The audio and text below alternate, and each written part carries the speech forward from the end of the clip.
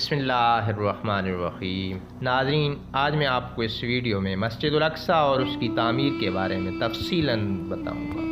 مسجد اقصی مسلمانوں کا قبلہ اول اور خانہ کعبہ اور مسجد نبوی کے بعد تیسرا مقدس ترین مقام ہے۔ مسجد اقصی حقیقت میں مسلمانوں کی میراث ہے جو تاریخی اور مذہبی حقائق سے ثابت ہے، مگر یہ جس جگہ پر تعمیر کی گئی، یہود کے موقف کے مطابق اس جگہ پر پہلے سلیمانی ہیکل تھی۔ مسلمانوں کے یروشلم شہر پر قبضہ کرنے کے بعد یہ مسجد تعمیر کی گئی۔ حالانکہ قرآن میں سفر معراج کے باب میں اس مسجد کا ذکر موجود ہے، گویا یہ مسجد حضور اکرم صلی اللہ علیہ وسلم کی بعثت سے بھی پہلے موجود تھی۔ متعدد روایات کے مطابق خانہ کعبہ کے بعد دوسری عبادت گاہ الاقصی تعمیر ہوئی تھی۔ مسجد کا تعلق اللہ کی عبادت سے ہے اور ہر نبی کو عبادت کے لیے مسجد کی ضرورت تھی۔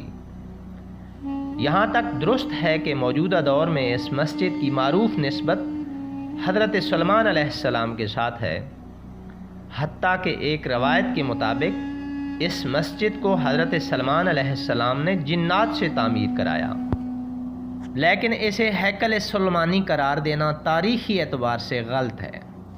ہیکل کا لفظ رہائش گاہ، محل یا دربار کے لیے استعمال ہوتا ہے۔ ہو سکتا ہے کہ نبی اللہ سلیمان علیہ السلام نے اپنی رہائش کا حجرہ بھی مسجد ہی بنا رکھا ہو اور اپنے متبعین کا اجتماع بھی مسجد میں ہی کرتے ہوں۔ اس لحاظ سے اس مسجد کو ہیکل سلیمانی یعنی کہ سلیمان علیہ السلام کا محل یا دربار کے نام سے منسوب کر دیا گیا ہو، حالانکہ یہ مسجد فی الواقع زمین پر دوسری تعمیر ہونے والی مسجد ہے۔ ناظرین، مقامی مسلمان اسے مسجد الحرام یا حرم قدسی شریف کہتے ہیں۔ یہ مشرقی یروشلم میں واقع ہے جس پر اسرائیل کا قبضہ ہے۔ یہ یروشلم کی سب سے بڑی مسجد ہے جس میں 5000 نمازیوں کی گنجائش ہے، جبکہ مسجد کے صحن میں بھی ہزاروں نمازی نماز ادا کر سکتے ہیں۔ سن 2000 میں الاقصی انتفاضہ کے آغاز کے بعد یہاں غیر مسلموں کا داخلہ ممنوع ہے۔ حضرت محمد صلی اللہ علیہ وسلم سفر معراج کے دوران مسجد حرام سے یہاں پہنچے تھے اور مسجد اقصی میں تمام انبیاء کی نماز کی امامت کرنے کے بعد براق کے ذریعے 7 آسمانوں کے سفر پر روانہ ہوئے تھے۔ ناظرین، قرآن مجید کی سورۃ الاسرائیل میں اللہ پاک نے اس مسجد کا ذکر ان الفاظ میں کیا ہے: پاک ہے وہ ذات جو اپنے بندے کو رات ہی رات میں مسجد الحرام سے مسجد الاقصی لے گئی، جس کے آس پاس ہم نے برکت دے رکھی ہے، اس لیے کہ ہم اسے اپنی قدرت کے بعض نمونے دکھائیں۔ یقیناً اللہ تعالیٰ ہی خوب سننے والا اور دیکھنے والا ہے۔ احادیث کے مطابق دنیا میں صرف 3 مسجدوں کی جانب سفر کرنا باعث برکت ہے، جن میں مسجد حرام، مسجد اقصی اور مسجد نبوی شامل ہیں۔ البتہ شیعہ روایات کے مطابق ان 3 مساجد کے علاوہ مسجد کوفہ بھی بافضیلت ترین مساجد میں شامل ہے۔ حضرت ابو ذر سے حدیث مروی ہے کہ میں نے رسول اکرم صلی اللہ علیہ وسلم سے پوچھا، زمین میں سب سے پہلے کون سی مسجد بنائی گئی؟ تو نبی اکرم صلی اللہ علیہ وسلم نے فرمایا، مسجد حرام یعنی بیت اللہ شریف۔ تو میں نے کہا کہ اس کے بعد کون سی مسجد بنی؟ تو نبی صلی اللہ علیہ وسلم فرمانے لگے، مسجد اقصی۔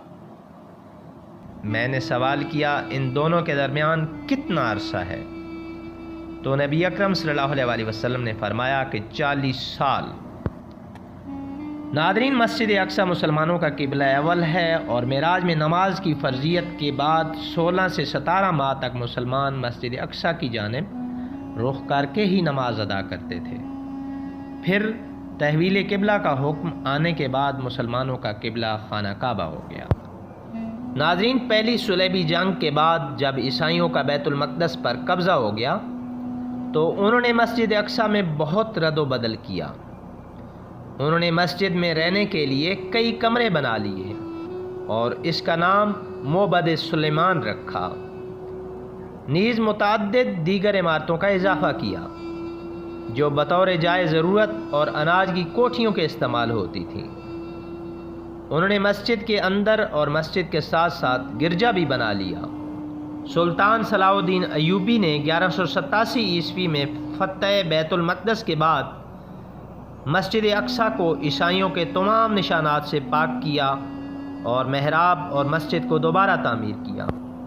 ناظرین، 21 اگست 1969 کو ایک بدقسمت آسٹریلوی یہودی ڈینس مائیکل روہان نے قبلہ اول کو آگ لگا دی، جس سے مسجد اقصیٰ 3 گھنٹوں تک آگ کی لپیٹ میں رہی اور جنوب مشرقی جانب عین قبلہ کی طرف کا بڑا حصہ گر پڑا۔